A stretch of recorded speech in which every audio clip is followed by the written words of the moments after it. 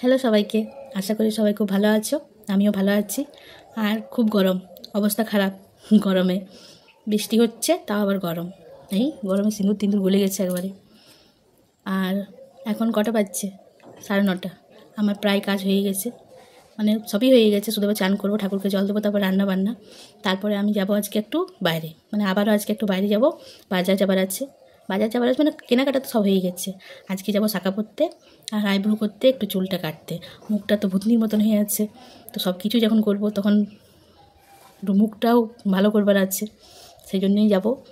আজ মেয়েকেও নিয়ে যাব, সেই জন্য তাড়াতাড়ি রান্নাবান্না করছি, সব কিছু করে নিয়ে যাব। আর আজকে মানে এই বছরের প্রথম। অনেক অনেক জায়গায় দেখেছি যে অনেক আগে বিকতে আসে, কিন্তু আমাদের এখানে আজকে মানে এই বছরের প্রথম ছাতু বিকতে এসেছে। দেখি নিচ্ছি, সেটা রান্না করব। সব কিছু ধুয়ে ধায়ে পরিষ্কার করে রেখেছি, তোমাদেরকে দেখাবো। আর আমি কাপড় কেচেছি এক গাদা, সেই জন্য আরও বেশি ঘামে গেছি, ভিজেও গেছি গোটাই। ছেলে এসে গেছে, ছেলে স্কুল ছুটি হয়ে গেছে, হোস্টেল থেকে ছেলে চলে এসছে।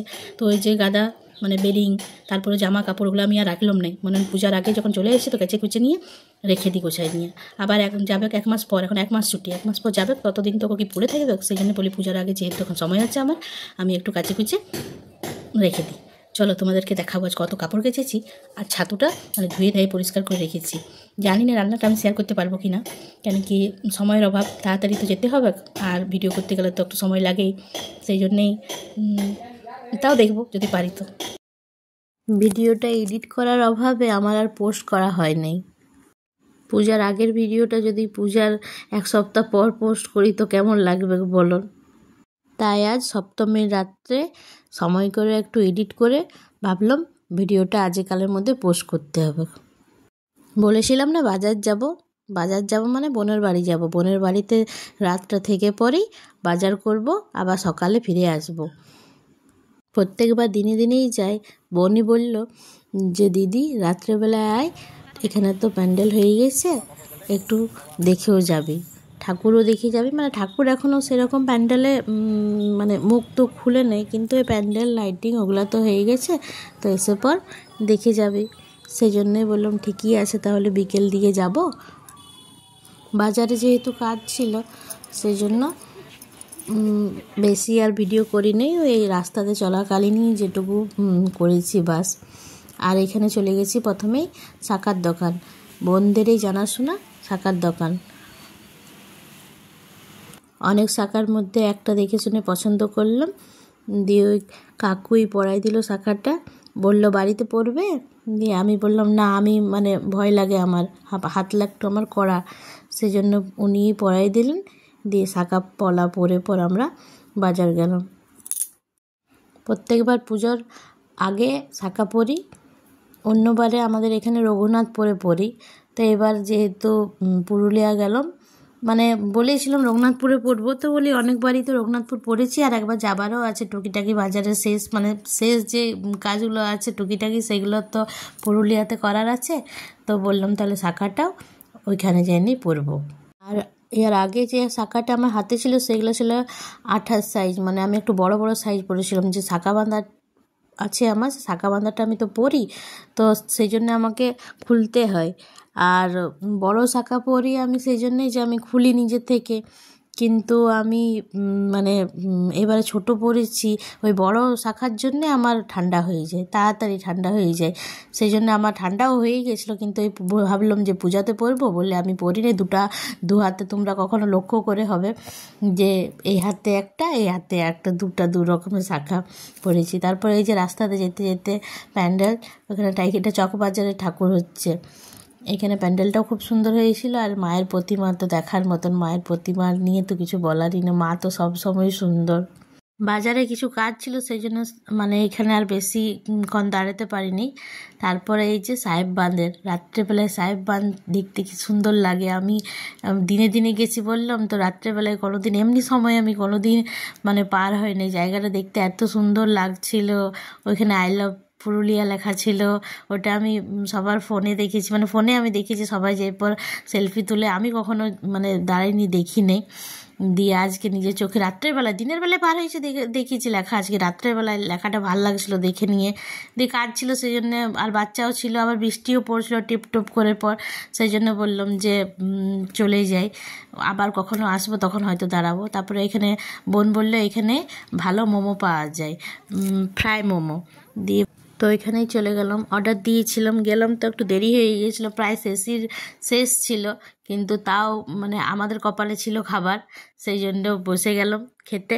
আর একটু দেরি হয়েছিল, 5-10 মিনিট দেরি হয়েছিল বানাতে।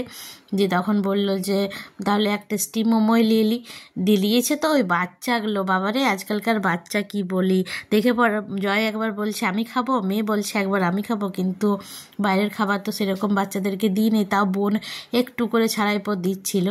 তারপরে খাওয়া দাওয়া করে পর, কিন্তু হ্যাঁ মোমোগুলো খুবই টেস্টি, খেয়ে পর মানে আমি খেয়েছি অন্য জায়গায়, ওইখানে যে খেলাম টেস্টি খুব দারুণ।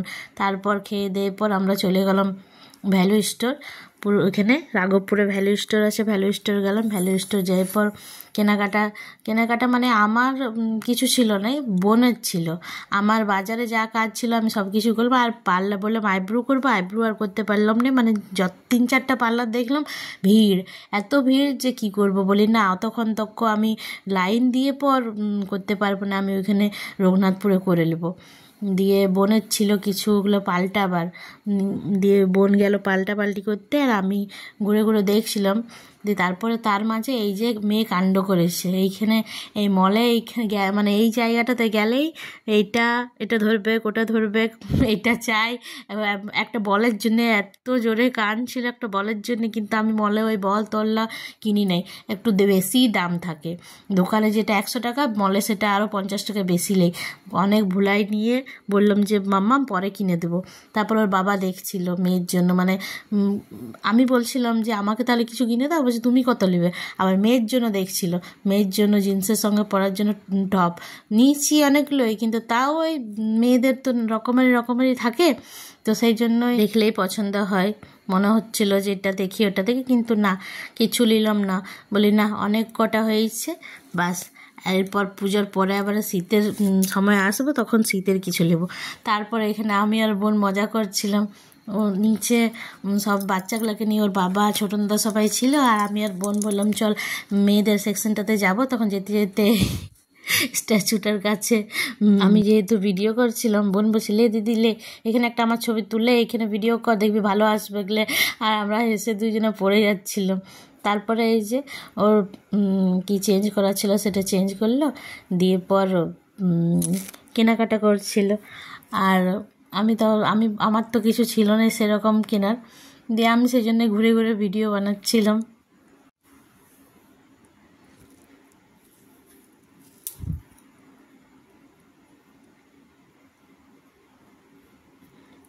তারপর মলটা একদম ফাঁকা হয়ে গিয়েছিলো, কেন কি 10:30 15 বাজছিল, ওই 4-5 জনই ছিল। আর বললাম না মেয়ে ছেলেদের মানে পছন্দের হতে কিছু নেই, নিয়ে গেছে বোন এখান থেকে 2-3টা ড্রেস নিয়ে গেছে, কিন্তু তাও এসে পর এটা একবার দেখছে ওটা একবার দেখছে, আর আমি তো ধারে কাছে যাই নাই, কেন কি আমার কিছু লেবার ছিল না, সব কিছু হয়েছে। তাও যেহেতু বোন দেখছিল তো দেখে দেখে বলছিলাম দেখ এটা দেখ ওটা দেখ। তারপরে এই দুজনের কথা কি আর বলি, একজনে তো বলে না সেই একজনে তো যেমন তেমন, দুজন যখন একসঙ্গে হয়ে যায় তখন আবার মানে এত ছটপটা, এই একজন এইদিকে যাচ্ছে আরেকজন এদিকেই যাচ্ছে, দুজনকে ধরো, লাস্টে ছোটন দাদা কি করেছে ওইখানে ঢুকাই দিয়েছে, চল তোরা কি বড় ছুটাছুটি করছিস লে থাক এখানে। দিয়ে তাও তো নিজেরা খুব মাতনি করছিল।